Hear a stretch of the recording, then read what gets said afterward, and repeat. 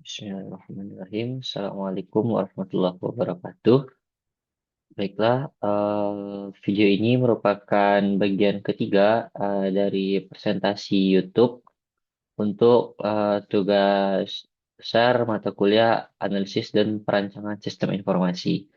Jadi, pada bagian tiga ini, kita akan melanjutkan presentasi pada tahapan desain, yaitu data model, atau dalam hal ini kami menggunakan ERD, juga ada deployment diagram.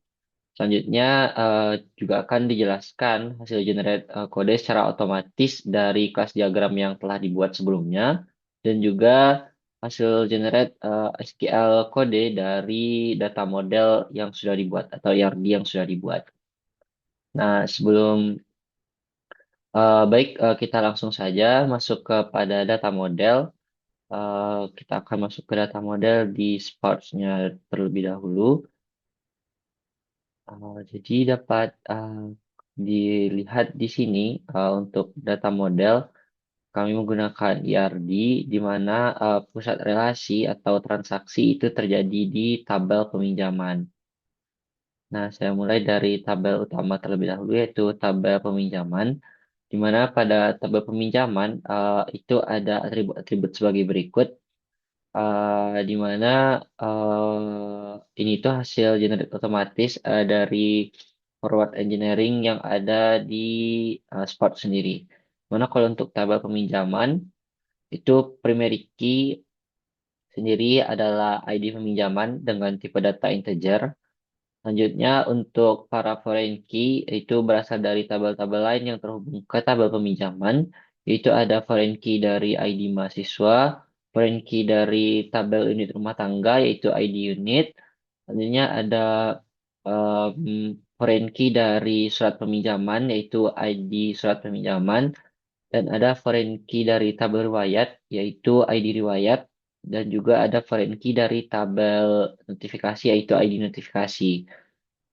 Dan selanjutnya dari atribut tabel peminjaman sendiri, yaitu ada juga tanggal pengajuan dengan tipe data date, status peminjaman, enum, di mana enum ini nanti ada tiga pilihan yang akan saya jelaskan di bagian SQL code-nya, dan juga ada keterangan atau teks.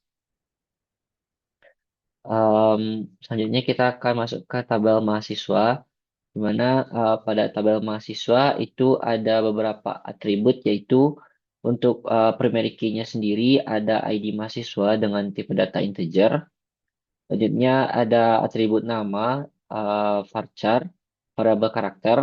Selanjutnya ada username, password, email, dan nomor telepon.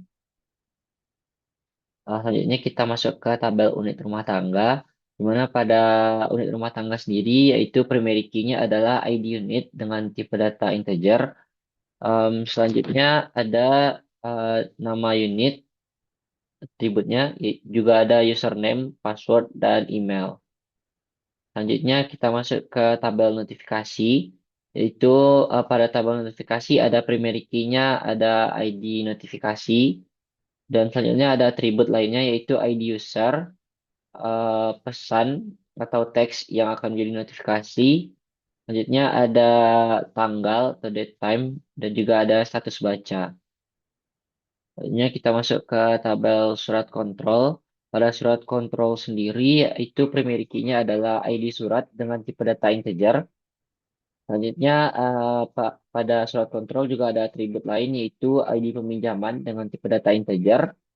Selanjutnya ada tanggal terbit atau tanggal dicetaknya dibuatnya surat kontrol dengan tipe data date, dan juga ada file surat atau ini tuh nanti akan mewakili, kalau di sini mewakili nama surat itu sendiri dengan tipe data variabel karakter. Selanjutnya ada tabel riwayat peminjaman. Nah, untuk tabel riwayat peminjaman ini sendiri, primary key-nya adalah ID riwayat. Selanjutnya,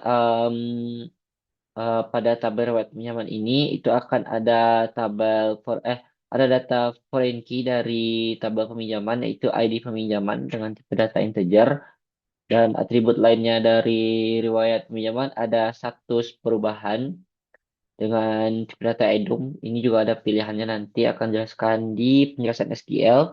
Selanjutnya ada tanggal perubahan dengan tipe data datetime dan juga ada catatan atau teks. Nah, selanjutnya saya akan menjelaskan relasi-relasi antar tabel, di mana pada tabel mahasiswa dan peminjaman itu berelasi satu ke banyak, di mana satu mahasiswa dapat melakukan banyak peminjaman dan peminjaman itu bersifat opsional, sedangkan dari peminjaman ke mahasiswa itu bersifat harus atau mandatori. Selanjutnya juga pada unit rumah tangga, itu unit rumah tangga satu orang satu akun unit rumah tangga itu dapat mengurus atau melakukan approval atau memproses terhadap banyak peminjaman, dan relasinya pun juga bersifat dari peminjaman ke unit rumah tangga itu bersifat mandatori atau harus, dan juga dari unit rumah tangga ke peminjaman itu bersifat opsional. Selanjutnya pada relasi antar notifikasi dan peminjaman, yaitu dari satu peminjaman itu dapat memberikan notifikasi berkali-kali. Artinya nanti ketika ada peminjaman, itu seperti yang disebutkan tadi, akan ada banyak notifikasi yang masuk ketika sudah melakukan peminjaman, baik itu ke mahasiswa ataupun ke em, unit rumah tangga, dan mereka terhubung melalui tabel peminjaman ini. Jadi nanti akan berelasi tergabung. Selanjutnya ada surat kontrol, di mana surat kontrol ini sendiri untuk satu peminjaman akan diterbitkan satu surat kontrol. Seperti yang kita ketahui nanti kalau misalnya pada aplikasi ini, ketika sudah dilakukan peminjaman, itu akan output terakhirnya adalah berupa surat keluaran untuk memvalidasi bahwa peminjaman telah dilakukan. Selanjutnya relasi dari riwayat peminjaman dan tabel peminjaman, di mana riwayat peminjaman dan tabel peminjaman itu akan berrelasi satu-satu, di mana tentu saja untuk satu peminjaman itu akan hanya tertulis satu riwayatnya saja, tidak banyak-banyak. Nah, seperti itu untuk tabel data model. Selanjutnya kita kembali ke Teams. Nah, selanjutnya pada tahapan desain itu akan dijelaskan deployment diagram. Kita akan masuk ke deployment diagram.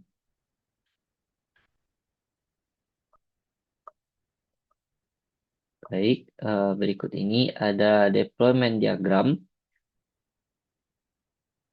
Perkecil terlebih dahulu. Baik. Jadi pada deployment diagram ini ada dua dua node utama, di mana dua node utama ini adalah website server dan juga ada database server, di mana pada website server sendiri atau di sisi website itu eh, aplikasi atau website ini itu akan dikembangkan menggunakan Laravel dan PHP, di mana nanti di sini dilambangkan menggunakan artefak Laravel dan artefak PHP. Selanjutnya pada sisi database atau database server itu akan menggunakan kolaborasi atau gabungan antara MySQL dan juga Apache sebagai server database.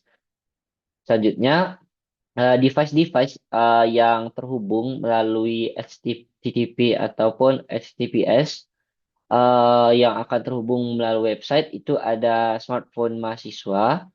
Artinya nanti selain bisa diakses melalui komputer, itu aplikasi ini juga diharapkan dapat dibangun untuk bisa terhubung ke perangkat smartphone. Dan hubungannya seperti yang tertulis di sini, untuk masing-masing device itu terhubung melalui HTTP dan HTTPS. Sedangkan dari website ke database servernya sendiri itu melalui database connection. Cukup untuk deployment diagram. Selanjutnya saya akan menjelaskan hasil generate kode otomatis dari kelas diagram yang telah dibuat. Nah, sesuai dengan langkah-langkah yang sudah tertera di modul, mungkin kita akan mengulangi baca modul terlebih dahulu. Di sini kita mulai dari hasil generate SQL code-nya terlebih dahulu. Nah, untuk SQL code sendiri, terletak di halaman yang di atas.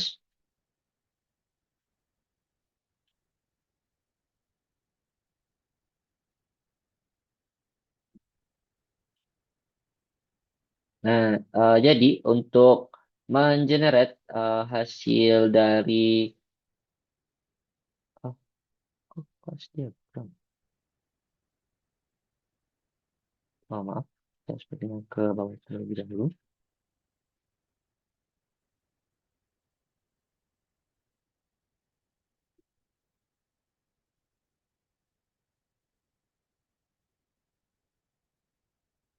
Nah, jadi di sini untuk menggenerate dari data model menjadi DDL itu dinamakan dengan forward engineering. Seperti pengertian tertulis di sini yaitu proses mengubah data model menjadi kode database develop language. Eh, pada tahap pertama itu klik tabel ataupun di sini kita kalau di sparse masuk ke bagian tabelnya lagi, data model. Nah, di sini jadi pada data model yang tersedia, kita masuk ke develop dan generate. Nah, ini otomatis kalau misalnya sudah pakai control all, jadi akan terpilih semua objek yang akan di generate menjadi scale sendiri. Nah, ini ada tombol generate di sini untuk memilih di folder mana kita akan menyimpan itu file hasil codingan tersebut. Nah, kita tutup terlebih dahulu. Oh, set. Jadi setelah di generate nanti hasil codingannya akan seperti ini. Kita masuk ke VS Code terlebih dahulu. Saya sudah simpan di VS Code. Nah, jadi ini hasil file ketika dibuka hasil generate dari data model yang telah kita buat di Sparse tadi. Di mana ini akan ada komen otomatis yang disediakan oleh Sparse sendiri itu tanggal kita mengenerate-nya dan jenis DBMS yang data database manajemen sistem yang kita gunakan yaitu kalau di sini kita menggunakan MySQL. Nah, selanjutnya untuk penjelasan codingannya sendiri pada awal file itu akan di set foreign key checks-nya sebagai nol itu untuk menonaktifkan sementara ketika tabel-tabel dibuat.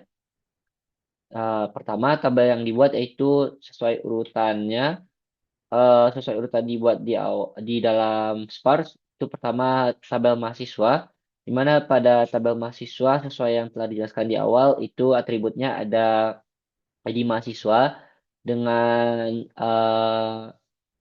kalau jenis data itu integer dan juga not null. Ini artinya tidak kosong alias tidak boleh ada baris yang kosong di tabel pada kolom ini.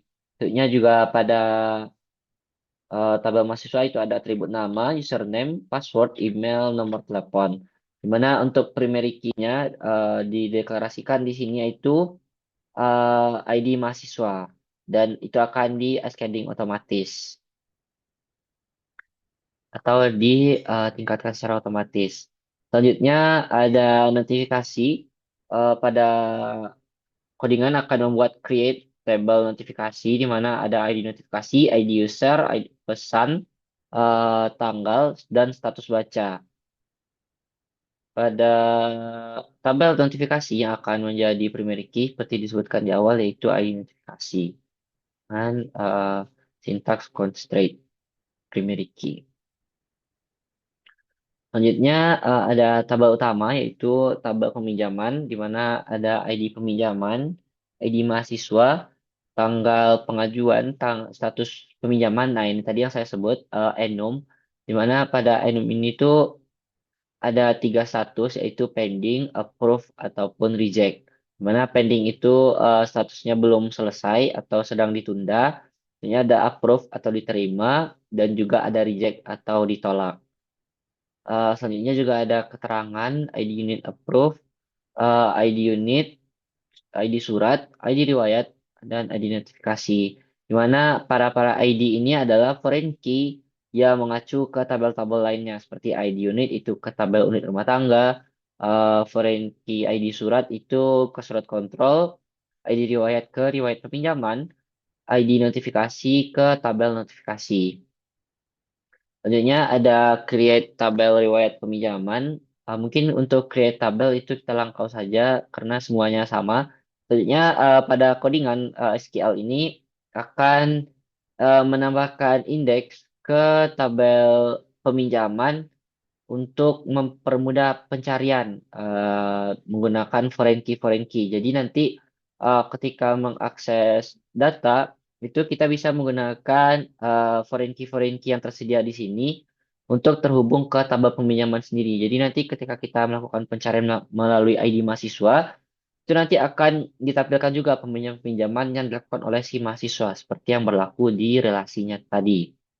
Tadinya ada alter table untuk peminjaman juga itu untuk mendeklarasikan foreign key yang akan hadir di tabel peminjaman. Nah, on delete restrict dan on update restrict ini maksudnya adalah nanti ketika berlaku perubahan di tabel peminjaman itu juga akan berlaku eh, juga melalui relasinya tabel mahasiswa. Jadi nanti jika terjadi perubahan di satu tabel, itu otomatis akan juga terjadi perubahan sesuai relasi di tabel-tabel yang berelasi dari tabel tersebut. Dan setelah semua kode dieksekusi, foreign key-nya akan diaktifkan kembali. Artinya nanti tabel-tabelnya juga akan kembali terhubung melalui foreign key yang ada.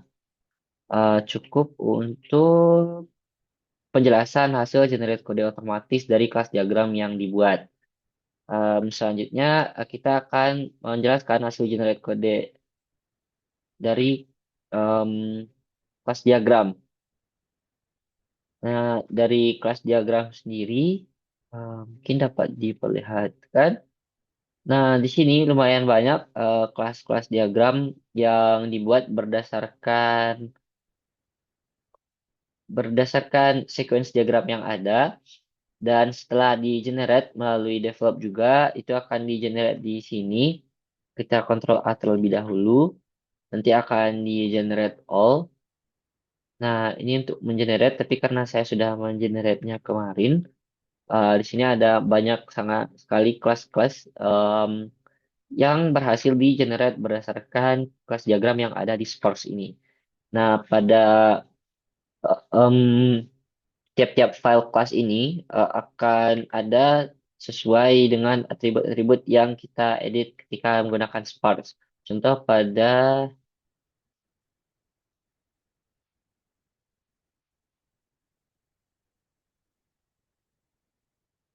oh mungkin saya jelaskan dari awal saja.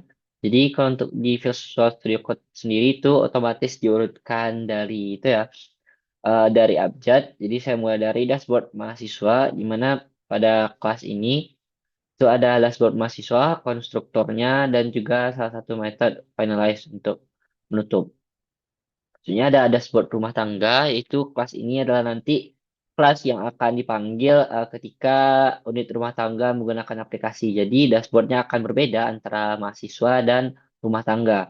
Nah, pada dashboard pada kelas dashboard rumah tangga sendiri itu ada konstruktornya. Nanti di sini kita akan mendeklarasikan atribut-atribut. Tentunya ada salah satu metode yaitu metode finalize.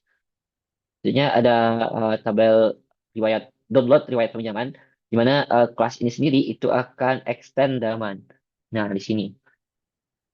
Jadi nanti menu ini tuh akan extend dari menu riwayat pinjaman. Artinya menu download ini itu ada setelah atau bergantung terhadap menu riwayat pinjaman. Nah, ini ada konstruktornya dan anak itu nanti untuk memfinalize-nya atau untuk menurunkan semua yang out control. Untuk dua menu download ini sendiri tentu akan extend dari menu yang ada. Jadi kalau misalnya download surat kontrol itu extend dari kelas induknya adalah menu surat kontrol. Dimana tentu saja untuk setiap kelas ada konstruktornya tersendiri sesuai dengan nama kelas dan ada metode finalize. Kalau misalnya dia kelas anak, itu untuk finalize-nya sendiri ditambahkan kata super finalize. Selanjutnya untuk ada menu lihat riwayat peminjaman, juga ada konstruktor dan finalize. Mungkin akan sama untuk semua kelas. Kita cek satu persatu. Nah, untuk menu utama atau menu login, di sini ada atribut-atribut dari proses login sendiri, di mana ada beberapa variabel untuk proses login, eh, unit rumah tangga, mahasiswa, dashboard rumah tangga, dan dashboard mahasiswa. Seterusnya sama. Nah, untuk tabel-tabel sendiri, itu merupakan kelas yang bertanggung jawab untuk terhubung ke database. Jadi nanti masing-masing kelas ini itu akan terhubung ke tabel. Oh iya, di sini saya belum memperlihatkan. Jadi dari SQL yang kita punya tadi, ketika query-nya kita masukkan ke PHP itu akan tampil ke 6 tabel tadi. Harus sedikit lama, kita dapat beralih kembali ke codingan. Nah, mungkin cukup di sana untuk penjelasan codingan-codingan yang di-generate otomatis dari Spark. Intinya, eh, generate otomatis ini berguna untuk mempercepat langkah dan juga agar kalau misalnya kita visualisasikan di sini kan lebih mudah untuk melihat bagaimana masing-masing kelas terhubung. Jadi nanti kita tinggal mengcoding di masing-masing kelas yang tersedia agar proyek yang kita buat itu lebih terstruktur dan efisien dalam pembangunannya. Mungkin cukup sekian untuk part 3, di mana bagian ini merupakan bagian terakhir dari presentasi kelompok 7. Demikianlah mungkin dapat saya tutup untuk tugas besar analisis dan perancangan sistem informasi untuk aplikasi dengan judul si penjasa atau sistem informasi peminjaman gedung seminar Universitas Andalas. Saya tutup dengan wabillahi taufiq wal hidayah. Wassalamualaikum warahmatullahi wabarakatuh.